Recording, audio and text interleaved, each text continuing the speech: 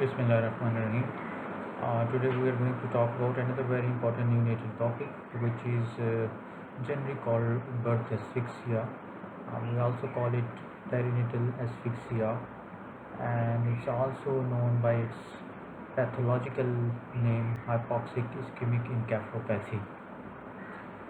Over the next 30 minutes or so, we are going to see what hypoxic ischemic encephalopathy is, what are the risk factors that can lead to HIE in newborns, and how does it actually cause neurological injury and injury to other organ systems, how to go about diagnosis of hypoxic ischemic encephalopathy, what are the different complications linked with HIE, may it be the neurological complications and otherwise.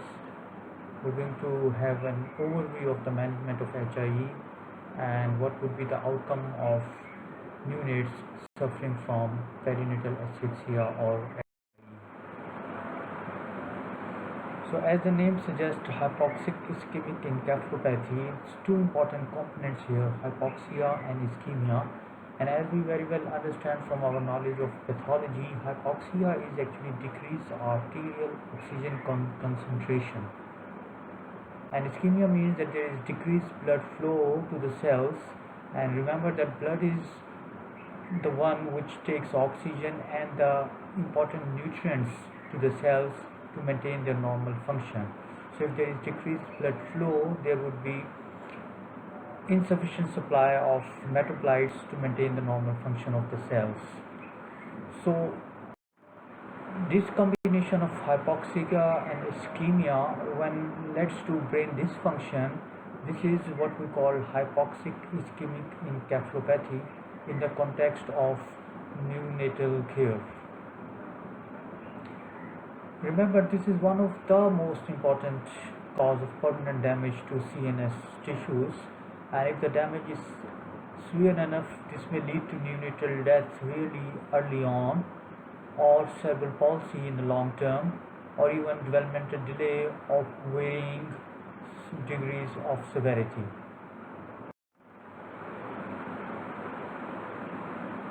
So 1/4 of all neonatal deaths attributed to prematurity that we learned the previous time.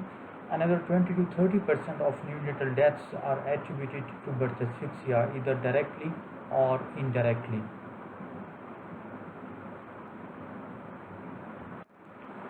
And this incidence increases quite a fold in premature babies. Not only that, but in 1/3 to half of those who do survive the initial insult of hypoxia and ischemia, they go on to develop long-term neurological or neurodevelopmental disabilities. You can clearly see that the incidence of birth asphyxia in Pakistan is at least 3 times higher than that in the developed countries. And this is one of the major reasons of contribution of high infant mortality rate in Pakistani setup. Various factors that can lead to birth asphyxia. Any insult that leads to decreased blood flow or oxygen delivery is decreased to the fetal or neonatal brain would lead to hypoxic ischemic encephalopathy. These can be causes pertaining to the fetal or antenatal reasons, or the perinatal reasons, or the postnatal reasons. But remember that vast majority, in some studies up to 70% of these causes are the perinatal reasons, which are very, very important. These perinatal reasons are the ones which can be dealt with if one is aware of this, what is happening around the time of the birth, and if one goes on to do good resuscitation. So the antenatal causes, inadequate oxygen supply through the maternal blood. It could be because of sheer hypoventilation secondary to anesthesia, or mother being suffering from cyanotic heart disease, or having respiratory failure because of various reasons, including carbon monoxide poisoning. Or if the maternal blood pressure is low, of course that would lead to decreased blood flow through the placenta to the fetus, and this can be because of acute blood loss or spinal anesthesia or compression of the vena cava and aorta to the gravid uterus. Uterine tetany, inability of the uterus to relax, hence impeding the blood supply to the fetus. Problem with the blood supply if there are issues in the umbilical cord compression or knotting of the cord. Issues with the placenta abruptio placenta or placental insufficiency because of toxemia, and post-maturity can also lead to birth asphyxia. Causes of birth asphyxia after the newborn has been born can be either because of failure of oxygenation or because of severe anemia or severe shock. As far as failure of oxygenation is concerned, severe forms of cyanotic congenital heart disease in the newborn or severe pulmonary disease can lead to failure of oxygenation even if everything antenatally and perinatally went all right. Severe anemia, again because of severe hemorrhage or hemolytic disease where there is not enough hemoglobin to carry the oxygen and there is not enough blood to carry on with the supply to the vital organs, lead to hypoxic ischemic encephalopathy.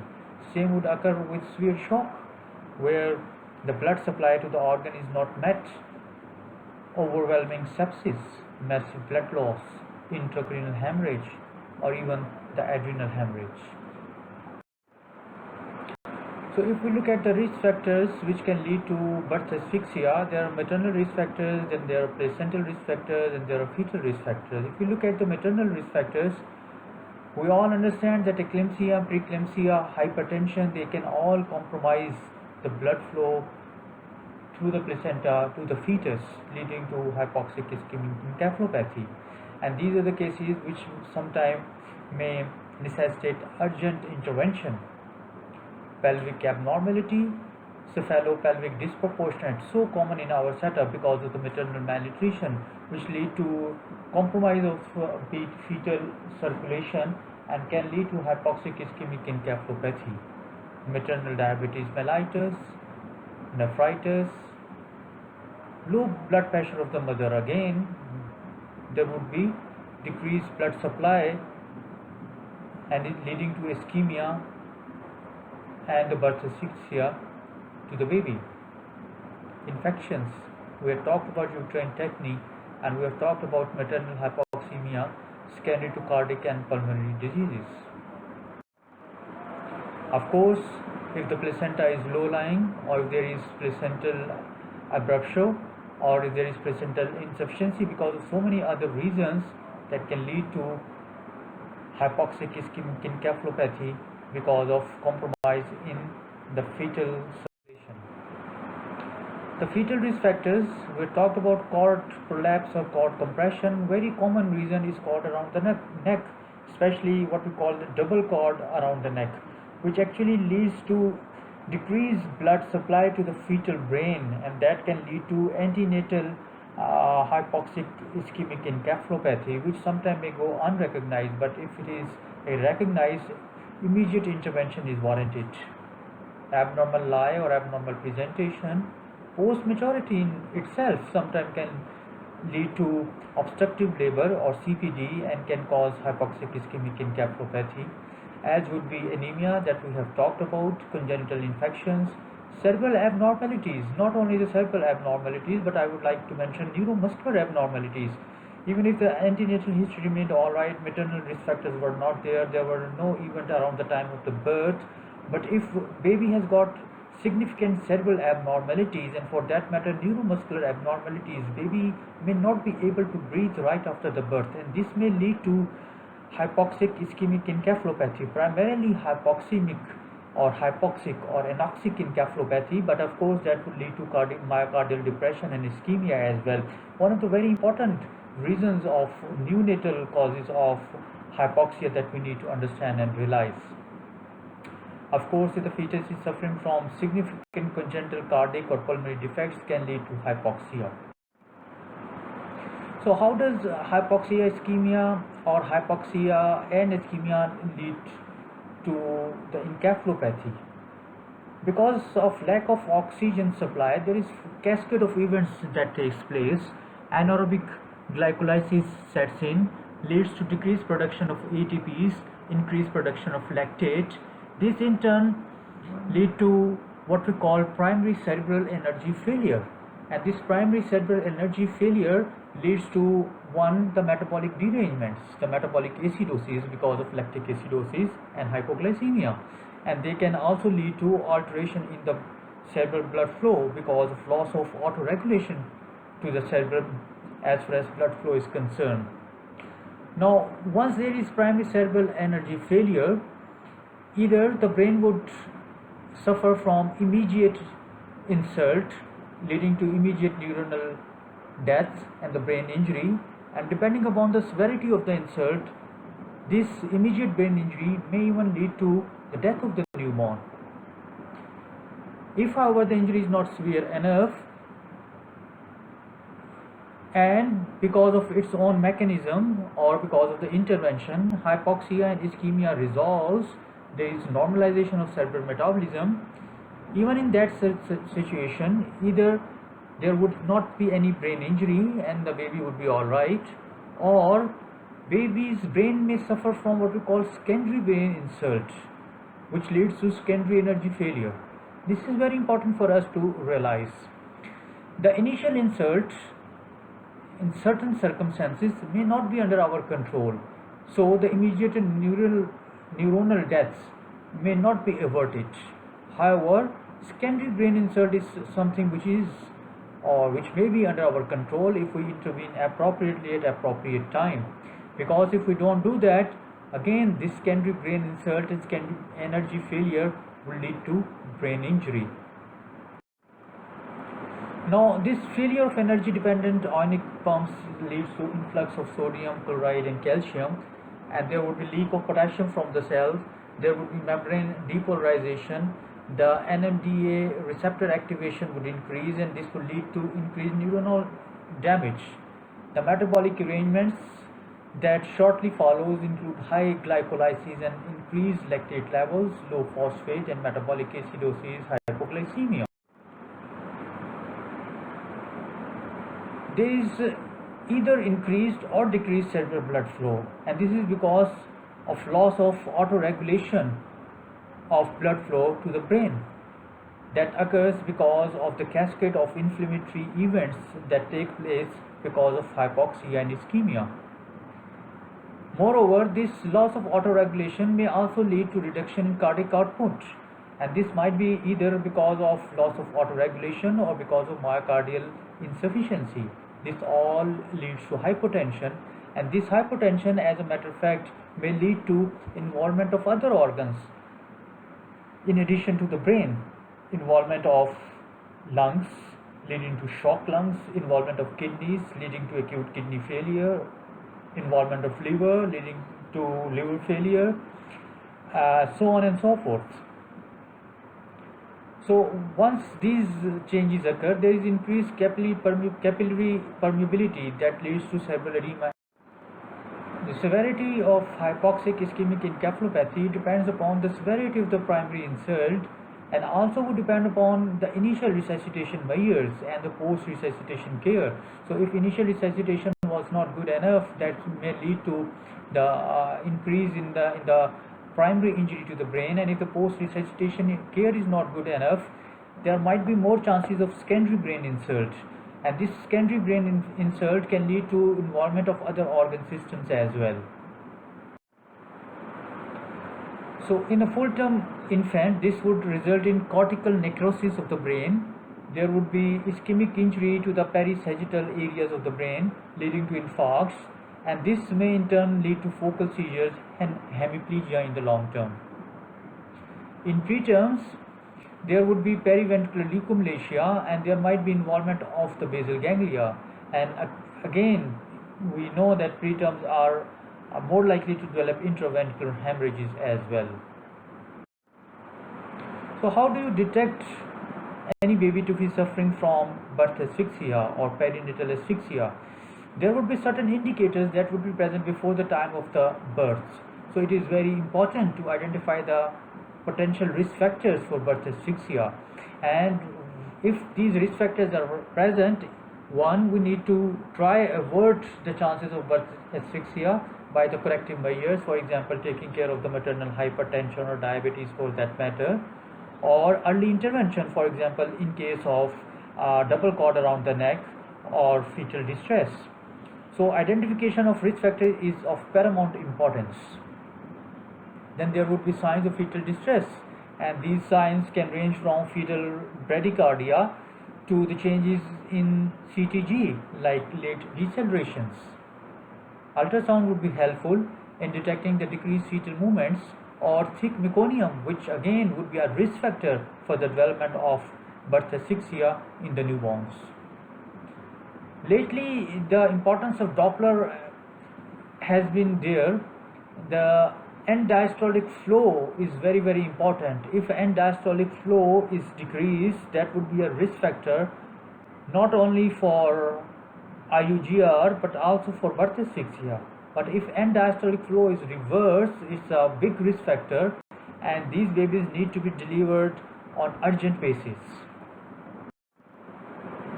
At the time of the birth, there are certain physical parameters by which we can see if the baby is alright or if there are any features to suggest perinatal asphyxia. And the one very important score that we use so often is the APGAR score.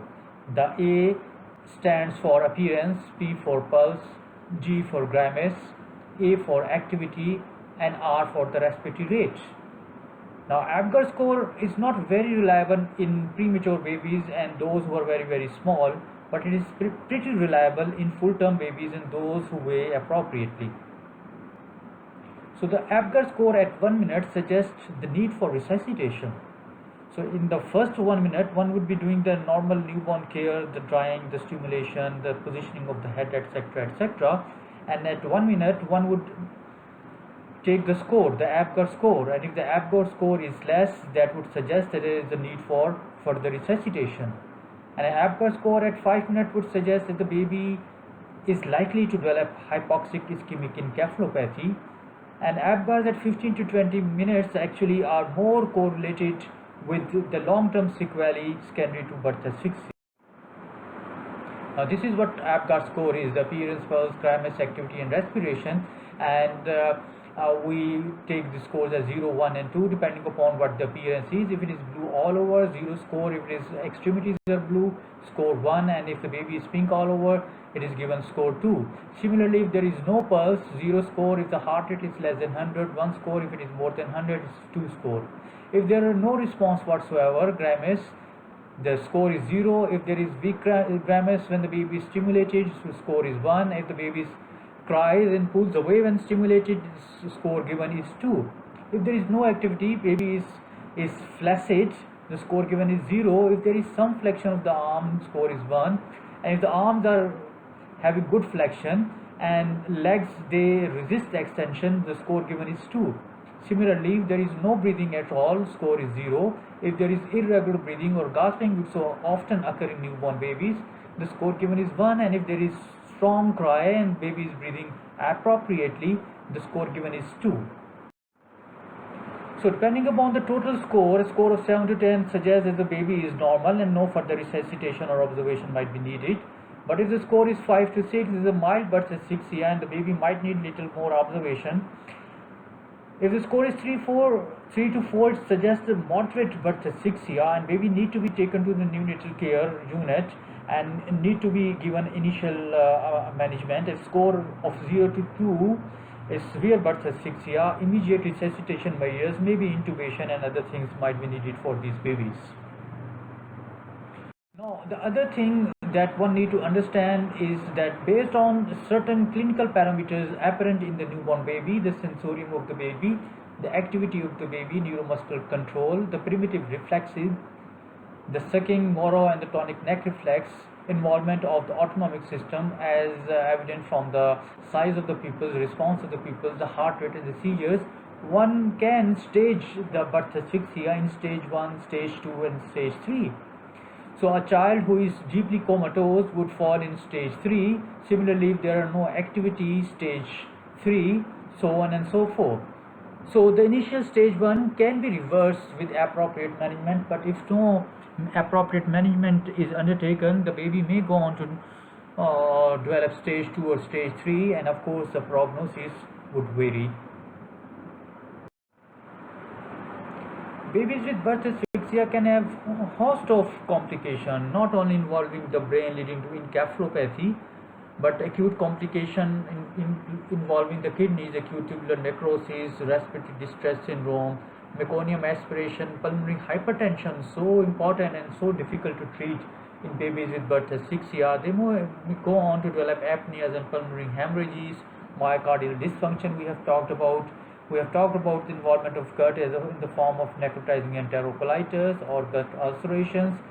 Their hematology may be involved. They may suffer from disseminated intravascular coagulation or hemorrhagic disease of the newborn. We have talked about the metabolic involvement, hypoglycemia, hypocalcemia, hypomagnesemia, and syndrome of inappropriate ADH excretion.